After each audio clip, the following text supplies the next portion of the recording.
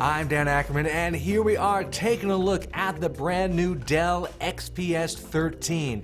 This is, of course, Dell's first ultrabook. You've seen us talk about this a little bit at the very end of 2011, and then a more detailed hands-on look at CES just a month or so ago. Well, now we've actually got the final product here, and it really is Dell's version of that ultrabook super thin form factor that's becoming so popular now.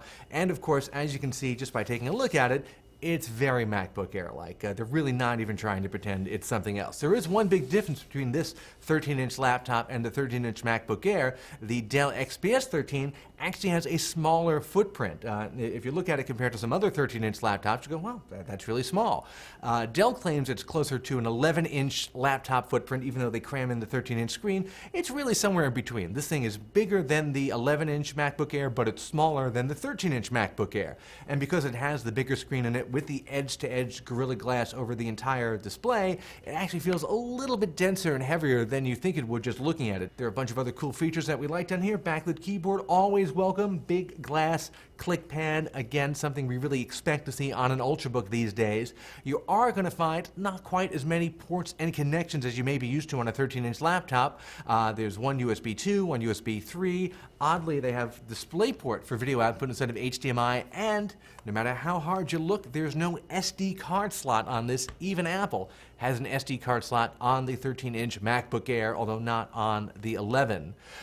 The Dell XPS 13 will run standard Intel Core i5 and Core i7 CPUs. The basic $999 version we have here has a 128 gig SSD. That's really where you want to be with an ultrabook right now. And you could trade up for a few $100s more and get a faster processor and get a 256 gig SSD. I did like especially the little battery meter on the side. That's something we used to see on a lot of laptops. You don't see that too often now. I like just being able to take a look and see how much battery power I have left.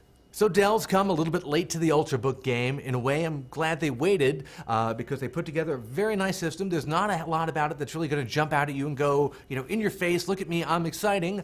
Instead, it's well made, it's got the components that you want, they got the price right, $999, that's really where you want to be in an ultrabook these days. And of course, I really love that they got the bigger 13-inch screen into a smaller body. I'm Dan Ackerman, and that is the Dell XPS 13.